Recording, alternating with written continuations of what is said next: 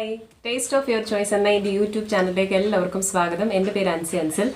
ഞാനിന്ന് വന്നിരിക്കുന്ന recipe video ആയിട്ടാണ്. ഒരു carrot cake recipe. Carrot cake എങ്ങനെ പെട്ടെന്ന് വീട്ടിലുണ്ടാക്കാമെന്ന് നമുക്ക് നോക്കാം. അതും മൈദയൊന്നും ഇല്ലാതെ ഗോതമ്പ് പൊടി വെച്ചിട്ട് എങ്ങനെയാണ് ഒരു ക്യാരറ്റ് കേക്ക് പെട്ടെന്ന് ഉണ്ടാക്കിയെടുക്കാമെന്ന് നമുക്ക് നോക്കാം.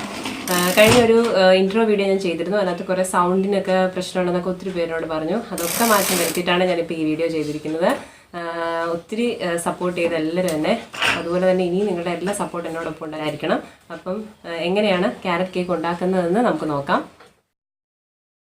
നമുക്ക് കേക്കിന് ആവശ്യമായ സാധനങ്ങൾ എന്തൊക്കെയാണെന്ന് നമുക്ക് നോക്കാം. ഗോതമ്പ് പൊടി 1 കപ്പ്, മൈദ ഉപയോഗിക്കുന്നവർക്ക് മൈദ ഉപയോഗിക്കാം, കുഴപ്പമൊന്നുമില്ല. ഗ്രേറ്റ് ചെയ്ത ക്യാരറ്റ് 1 കപ്പ്, പഞ്ചസാര പൊടിച്ചത് 1 കപ്പ്, പൊടിച്ച പഞ്ചസാര 1 കപ്പ്. പിന്നെ വേണ്ടിയത് വെജിറ്റബിൾ ഓയിലാണ്. വെജിറ്റബിൾ ഓയിൽ 1/2 കപ്പാണ് എടുത്തേക്കുന്നത്.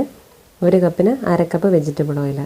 മുട്ട 2 എണ്ണം എടുത്തിട്ടുണ്ട്. 1 കപ്പിന് 2 മുട്ട. 2 കപ്പാണ് നിങ്ങൾ ചെയ്യുന്നതെങ്കിൽ 4 മുട്ട എടുക്കണം. പിന്നെ വേണ്ടത് ബേക്കിംഗ് പൗഡറാണ്. ബേക്കിംഗ് പൗഡർ 1 ടീസ്പൂണാണ് എടുത്തേക്കുന്നത്. പിന്നെ ബേക്കിംഗ് സോഡ, അത് ആവശ്യമുണ്ടെങ്കിൽ മാത്രം ചേർത്താൽ മതി. ഞാൻ 1 നുള്ളേ ചേർത്തിട്ടുള്ളൂ. പിന്നെ വേണ്ടത് ജാതിക്ക പൊടിയും ഏലക്കാപ്പൊടിയുമാണ്. ജാതിക്ക പൊടി എന്ന് പറയുമ്പോൾ നമ്മുടെ ജാതിക്കുരുവിനകത്ത് അത് പോർഷൻ എടുത്തിട്ട് അത് പൊടിച്ചെടുത്തേക്കുന്നതാണ്. നമ്മൾ ഒരുപാടൊന്നും ചേർക്കരുത്. ഇതൊരു എരിവുള്ളത് കൊണ്ട് കുറച്ച് ചേർത്താൽ മതി. അപ്പം അത് രണ്ടും ഓരോന്നുള്ള വെച്ച് ചേർത്തിട്ടുണ്ട്. പിന്നെ വേണ്ടത് കാഷ്യൂനട്ടും കിസ്മിസുമാണ്. ഇത് നമുക്ക് ആവശ്യാനുസരണം നമ്മുടെ ടേസ്റ്റിനനുസരിച്ച് നമുക്ക് ചേർക്കാം. പിന്നെ ഇനിയും ചെയ്യാനുള്ളത്, നമ്മൾ ഇതിനകത്ത് ബീറ്ററൊന്നും യൂസ് ചെയ്യുന്നില്ല, നമ്മൾ മിക്സിയിലാണ് ഇത് ചെയ്യുന്നത്. അപ്പോൾ നമുക്ക് ആദ്യം ഈ മുട്ടയും വെജിറ്റബിൾ ഓയിലും പഞ്ചസാരയും കൂടെ നമുക്ക് മിക്സിയിലിട്ടൊന്ന് അടിച്ചെടുക്കാം.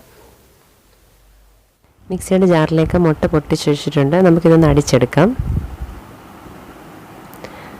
മുട്ട നന്നായിട്ട് അടിച്ചെടുത്തിട്ടുണ്ട്. ഇതിലേക്ക് ഇനി നമുക്ക് വെജിറ്റബിൾ ഓയിലും അതുപോലെ പഞ്ചസാര പൊടിച്ചതോടെ ചേർത്ത് ഒന്നുകൂടെ അടിച്ചെടുക്കാം.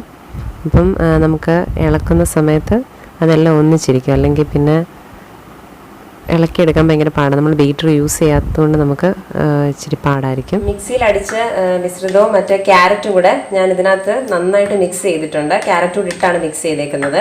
അതിനകത്തൂടെ നമുക്ക് കുറേശ്ശെ ഗോതമ്പ് പൊടി ഇട്ട് കൊടുക്കാം. ഗോതമ്പ് പൊടിക്കകത്ത് ബേക്കിംഗ് സോഡയും ബേക്കിംഗ് പൗഡറും കൂടെ മിക്സ് ചെയ്തെടുത്തേക്കുവാണ്. അപ്പോൾ നമുക്കത് കുറേശ്ശെ അതിനകത്തോട്ട് ഇട്ട് നമുക്ക് മിക്സ് ചെയ്തെടുക്കാം.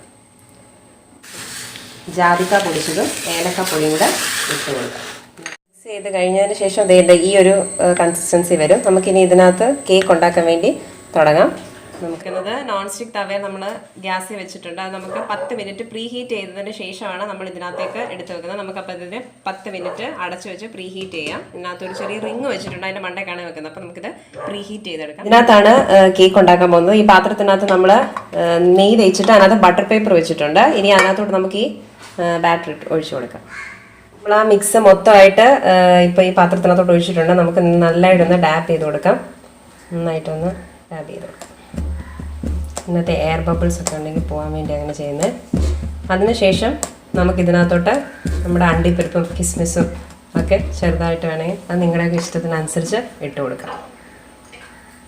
നമുക്ക് ആ പ്രീ ഹീറ്റ് ചെയ്യാൻ വെച്ചിരുന്ന പാത്രത്തിനകത്തോട്ട് നമുക്കിത് ഇറക്കി വെച്ച് കൊടുക്കാം. അങ്ങനെ പാത്രത്തിനകത്തോട്ട് നമുക്ക് ഇറക്കി വെച്ച് കൊടുക്കാം. പ്രീ ഹീറ്റായിട്ടുണ്ട്, നല്ലതായിട്ട് വെച്ച് കറക്റ്റായിട്ട് വെച്ച് കൊടുക്കണം. വെച്ച് കൊടുത്തിട്ട് നമുക്ക് ഇതിൻ്റെ അടപ്പ് വെച്ച് അടച്ചു കൊടുക്കാം.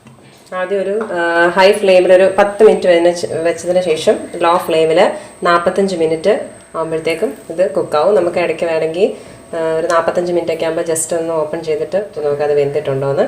അതിനപ്പോൾ 45 മിനിറ്റിനെയും വെച്ചിട്ട് കുക്കാവാൻ വെയിറ്റ് ചെയ്യാം. ശേഷം നമ്മൾ ആ പാത്രത്തിൽ നിന്ന് മാറ്റിയ കേക്കാണിത്. വളരെ സോഫ്റ്റ് ആയിട്ടുള്ള കേക്കാണ്. നിങ്ങൾ എല്ലാവരും ട്രൈ ചെയ്ത് നോക്കണം. വളരെ എളുപ്പത്തിൽ എങ്ങനെയാണ് ഒരു ക്യാരറ്റ് കേക്ക് ഉണ്ടാക്കാമെന്ന് നിങ്ങൾ എല്ലാവരും കണ്ടു. അപ്പോൾ എല്ലാവരും ട്രൈ ചെയ്ത് നോക്കണം. ട്രൈ ചെയ്തിട്ട് നിങ്ങളുടെ അഭിപ്രായങ്ങളെല്ലാം കമൻറ്റ് ബോക്സിലിടണം. അതുപോലെ തന്നെ നിങ്ങൾക്ക് എൻ്റെ വീഡിയോ ഇഷ്ടപ്പെട്ടിട്ടുണ്ടെങ്കിൽ ലൈക്ക് ചെയ്യാൻ മറക്കരുത്. അതുപോലെ തന്നെ ഷെയർ ചെയ്യണം, സബ്സ്ക്രൈബ് ചെയ്യണം. സബ്സ്ക്രൈബ് ചെയ്തതിന് ശേഷം എൻ്റെ തൊട്ടപ്പുറത്തൊരു ബെല്ലൈക്കണോട് വരും. ബെല്ലൈക്കൺ ഒന്ന് പ്രസ് ചെയ്താൽ മാത്രമേ ഞാൻ പുതിയ വീഡിയോസ് ഇടുമ്പോൾ നിങ്ങൾക്ക് അപ്പോൾ തന്നെ നോട്ടിഫിക്കേഷൻ കിട്ടത്തുള്ളൂ. അപ്പോൾ എല്ലാവരും എൻ്റെ വീഡിയോ തുടർന്നുള്ള വീഡിയോസ് കാണണം. അപ്പോൾ ഇനി പുതിയൊരു വീഡിയോയുമായിട്ട് അടുത്ത് തന്നെ വരുന്നത് വരെ എല്ലാവർക്കും